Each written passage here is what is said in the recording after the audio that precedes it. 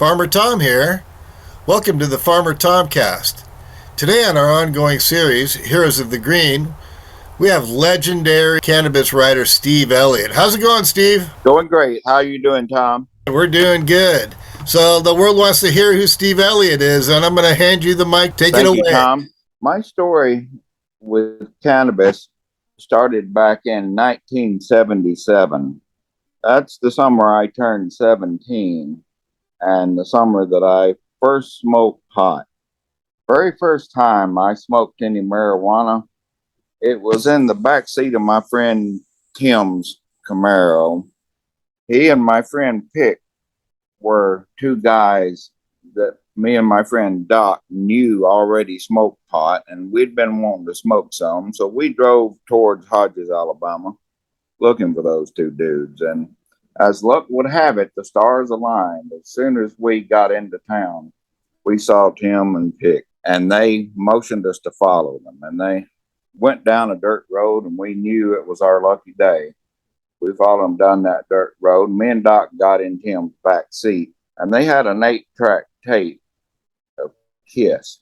And this particular one had just come out, and I think it was just like their second or third album. They had that thing in, and it started playing. And Pick got out a Budweiser can and punched a few holes in the side of it, being it just right so you could smoke out of it, and put some Mexican weed on that thing. And I had never smoked any pot in my life, much less out of a beer can. But he loaded that up, he fired it up. Kiss was blasting. And I got high for the first time in my life. Pretty soon, the next thing we decided to do was go to town and play some video games. And I walked in the pool hall there in Hodges and walked up to the video game, and I noticed everything was vibrating. And I decided, I think I'm going to like this marijuana stuff. And that's how it began for me. And for a long time, I didn't recognize the therapeutic potential of cannabis because I was, pretty much what you would call a recreational smoker. And that continued all the way through my 20s, my 30s, my 40s, and to discover the medicinal aspect of marijuana took me until my 50s. And at that point, I started having trouble with diverticulitis and with abdominal pain, with gut pain. And I noticed that when I smoked pot, it really helped a lot. And as things happened in my life, I had a friend from my past call me and tell me, look, man, I don't know if you've ever been tested for hepatitis C, but my advice for you is to get tested because I was positive. And I'm telling a few people that I think should know. So I got tested and I was positive. And that is kind of a jolt at first because, of course, as with any condition, serious condition, you go and research the thing, first of all. And among the many things that I discovered about hepatitis C was that medical marijuana was often used by hepatitis C patients. And I was living in Washington State on Puget Sound at the time. And I saw that a lot of people in Washington with Hep C had medical marijuana authorizations. And I thought, I've been looking to tap into the network here, and never to my satisfaction have I had the access that I really would like to have, considering the size of the community here. So I got authorized for medical marijuana on the strength of my Hep C diagnosis. And I tapped into what was available at the time. And this was 2009. So it was before there were medical marijuana dispensaries as such in Washington State, but there were collectives. And I managed to get into one of those. It was Morocco's collective, and I believe it was called the Green Dragon, but I'm not positive. It's been a long time. And that was my entry point. And before long, I met other players within the scene and became a member of other collectors. And of course, when 2012 came along, that was when adult use legalization passed in Washington. But in the meantime, lots of other stuff had happened because once I got authorized in 2009, I started blogging a lot about it on my own blog, realitycatcher.com.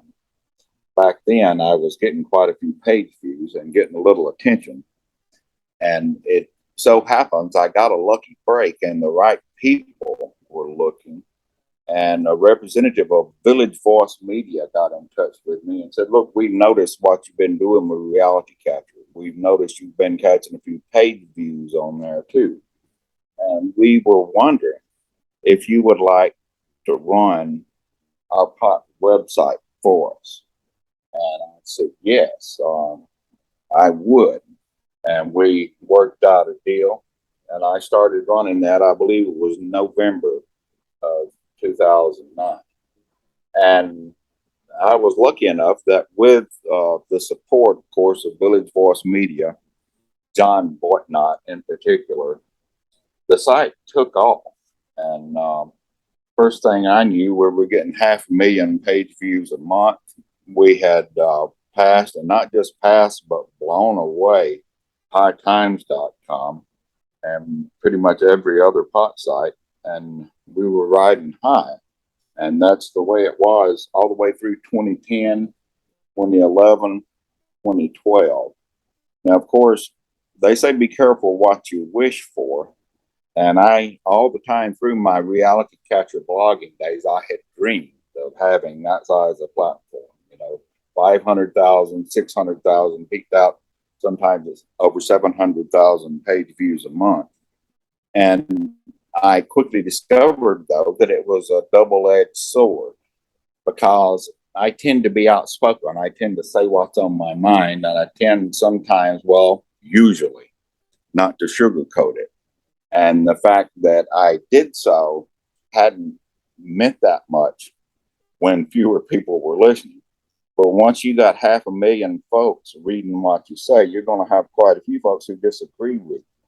And of course, being me, I wasn't particularly diplomatic with some of them, depending on how they chose to disagree with me.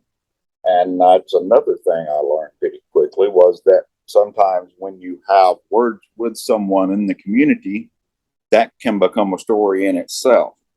And somewhat to my displeasure, my personality was becoming more of a focus than my activism.